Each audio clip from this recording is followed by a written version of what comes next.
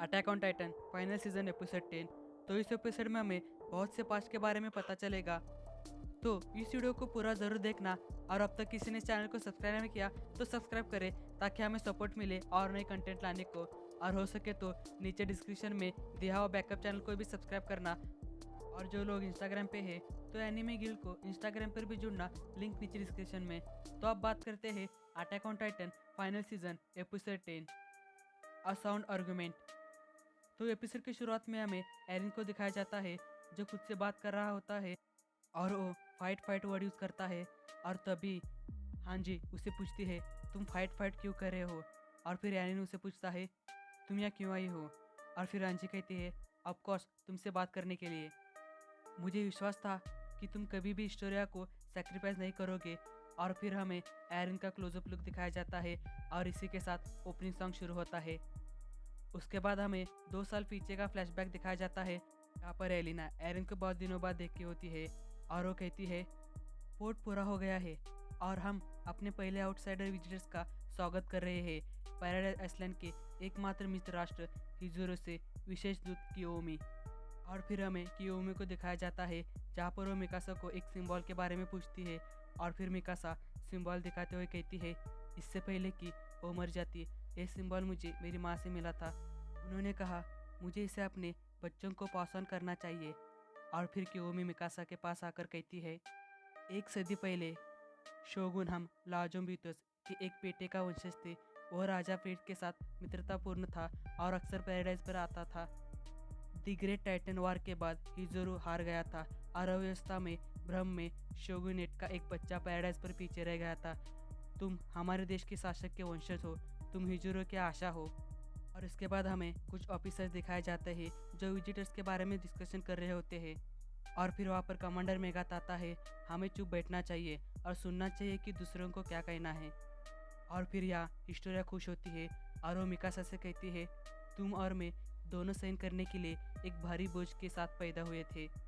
और फिर हमें रिएक्शन दिखाया जाता है जहाँ पर हिस्टोरिया को खुश देखकर एरिन स्माइल करता है। और फिर हमें सभी को दिखाया जाता है जहाँ पर कियोमी कहती है यह हमारे दोनों देशों के लिए एक ऐतिहासिक दिन है। आज केवल उसी के लिए संभव है जो हमें एक साथ लाया, जीक। गुप्त रूप से उसे मिलने के बाद हम एक एग्रीमेंट के लिए सहमत हुए। इस शर्त के तहत हमें लेडी मिकासा से मिलने में सक्षम थे। और फिर हमें फ्लैशबैक में दिखाया जाता है जहाँ पर जीक कहता है हेओडियम एक एंटी टाइटन हथियार है जो पैराडाइज आइसलैंड में बनाया गया है। हालांकि इस काम को करने के लिए इस एक विशेष ईंधन का आवश्यकता होती है। वो इसे आइस ब्रस्ट स्टोन कहते हैं। यह केवल पैराडाइज में खनन किया गया एक यूनिक भूमिगत संसाधन है। और फिर से यहाँ पर कियोमी कहती है जीक ने कहा कि अगर हम उनके साथ सहयोग करते हैं हमारा राष्ट्र सिर्फ एक युद्ध को पतवार दे सकता है जो इसे अपनी पूर्व गौरव पर पुनर्स्थापित करता है। आधुनिकीकरण के इस युग में ऐसा संसाधन खजाने में अपने वजन के लायक होगा। और यह सुनने के बाद हमें सबका रिएक्शन दिखाया जाता है और कमांडर फिक्सेस मन में कहता है आखिरकार यह यहाँ आने वाले जोखिम के लायक नहीं है जब तक कि पैसा शामिल ना हो। और फिर हिस्टोरिया पूछती है जीक के साथ आपके पास क्या एग्रीमेंट है। और फिर कियोमी कहती है जैसे कि आपको पता है जीक के पास एक सीक्रेट प्लान है, उसको पाने के लिए हिजुरो का मदद ज़रूरी होगी। पैराडाइज को रमलिंग से बचाने के लिए यह उनके 3 पॉइंट है। पहला, रमलिंग का टेस्ट, अपनी शक्ति का एक नमूना जारी करने और दुनिया को अपनी तबाही दिखाने के लिए। अगला, हिजुरो का सहयोग, रमलिंग का उपयोग आवश्यक नहीं होने तक आपकी सेना को मजबूत किया जाना चाहिए। और अंत में फाउंडिंग टाइटन और रॉयल ब्लड के साथ एक टाइटन को पास डाउन किया जाना चाहिए। वह तीसरा पॉइंट है, जीक पीस टाइटन को रॉयल ब्लड किसी व्यक्ति को पास करेगा। जब तक उनका 13 साल का कार्यकाल समाप्त नहीं हो जाता तब तक उन्हें अधिक से अधिक बच्चों को रखना होगा। और फिर आंजी मन में कहती है यदि हत्यारे आगे बढ़ते हैं तो भी रमलिंग शक्तिशाली है। और फिर हिस्टोरिया कहती है मैं बीस टाइटन को हिनेट करूंगी जब तक रमलिंग हमारे अस्तित्व से बंधा है। और फिर एरिन उठकर कहता है हमें अपना समय इस बात के खोज में बिताना होगा कि हमारे पास और क्या विकल्प होगा। और फिर प्रेजेंट में दिखाया जाता है जहाँ पर आंजी कहती है तुम्हें पता होना चाहिए कि मैं अर्जेंसी के वक्त एक ही भावना महसूस किया, लेकिन मुझे अभी भी नहीं मिला कि तुम अपने दम पर क्यों गए और पैराडाइज को खतरे में क्यों डाला। क्या तुम्हें हिस्टोरिया की परवाह नहीं है। और फिर एरिन कहता है, मैंने वारहैमर टाइटन को यूनाइट किया है, इससे मैं यहाँ से कभी भी जा सकता हूँ। मेरे पास फाउंडिंग टाइटन है, तो आप मुझे मार नहीं सकते, तुम जुग को भी नहीं मार सकते। तो हाँ जी, तुम वास्तव में क्या कर सकती हो? और फिर एरिन गुस्से में हाँ जी को कॉलर पकड़ के कहता है, हाँ जी मुझे बताओ। और फिर हाँ जी वहाँ से चली जाती है और अकेले में कहती है, एरविन तुमने अपनी लाइफ में सिर्फ एक गलती की, क्यों तुमने मुझे कमांडर बनाया। और फिर हमें हिस्टोरिया को दिखाया जाता है जो कि प्रेगनेंसी के कंडीशन में होती है, और उसके साथ एक मेल कैरेक्टर को भी दिखाया जाता है। और फिर हमें कुछ ऑफिसर को दिखाया जाता है जहाँ पर नाइल भी होता है, और वो हिस्टोरिया के बारे में बात करते हैं, जहाँ पर कुछ लोग हिस्टोरिया के पर्सनल लाइफ के बारे में बात करते हैं। और फिर नाइल कहता है, हमने पहले ही कन्फर्म किया हिस्टोरिया के पार्टनर के, वो दोनों सेम एरिया में बड़े हुए हैं। और फिर एक ऑफिसर कहता है, हमें उनकी लव स्टोरी से क्या करना है, हिस्टोरिया अभी क्यों प्रेग्नेंट हुई, हमें किसी भी हालत में हिस्टोरिया को बीच टाइटन यूनाइट करवाना ही होगा। और फिर नाइल कहता है, नहीं, हमें हिस्टोरिया और उसके चाइल्ड का रिस्क नहीं ले सकते। और फिर एक ऑफिसर गुस्से में मार्लिन वेटर को वाइन लाने को कहता है। फिर निकोलो उसी वेटर को एक बॉटल दिखाता है, और फिर हमें फ्लैशबैक दिखाया जाता है जहाँ पर सभी लोग काम कर रहे होते हैं। और फिर जीन एरिन को कोट करते हुए कहता है, हम ऐसा नहीं करते अगर वो इडियट अपना मुंह नहीं खोला होता, हमें इस नेशन का डेवलप करना होगा और मसल के साथ। और फिर कानी कहता है, हम बहुत कुछ नहीं कर सकते, लेकिन हिजोरे के जवाब का इंतज़ार कर सकते हैं। और फिर जिन कहता है, होप वो हमारे मीडिएटर बने दुनिया के लिए। और फिर वहाँ पर हांजी और लेवा आते हैं। हांजी हिजोरे के रिप्लाई के बारे में बताते हुए कहती है, अच्छा नहीं, ऐसा लगता है कि हम हिजोरे की ओर मुड़ नहीं सकते, ऐसा लगता है कि वो पैराडाइज आइसलैंड के संसाधनों पर मोनोपोलाइज करना चाहते हैं। वो हमें दूसरों के साथ व्यापार करने में मदद नहीं करेंगे। दुनिया चाहती है कि पैराडाइज आइसलैंड सभी बुराई का जड़ हो।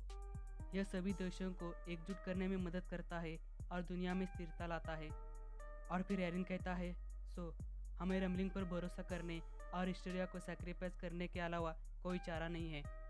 और फिर एरमिन कहता है, उन्होंने फैसला किया, हमारे इरादों को जाने बिना वो शांति के मार्ग पर विचार क्यों नहीं करेंगे। और फिर मिकासा कहती है, वो हमसे डरते हैं क्योंकि वो नहीं जानते कि हम क्या है। और फिर आंजी कहती है, सही बात है, वो उन लोगों पर भरोसा नहीं करेंगे जिनके चेहरे उन्होंने नहीं देखे हैं। तो चले मिलते हैं, यदि आपको कुछ समझ में नहीं आता है तो इसका पता लगाइए। बेसिकली हांजी मार्ली जाने की बात करती है। और फिर हमें इन सभी को दिखाया जाता है पर वो मार्लिया में जाने के बाद को लेकर बात कर रहे होते हैं। और इसी बीच एरन कहता है, मेरे पास सिर्फ 5 साल है, तो हमें जल्दी ही डिसाइड करना होगा कि कौन मेरा टाइटन इनहर्ट करेगा।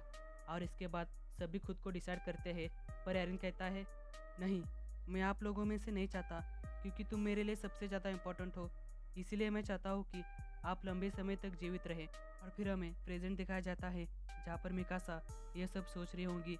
और फिर हमें मिकासा, कानी, आर्मिन और जिन को दिखाया जाता है जहाँ पर वो एरिन के बारे में बात कर रहे होते हैं।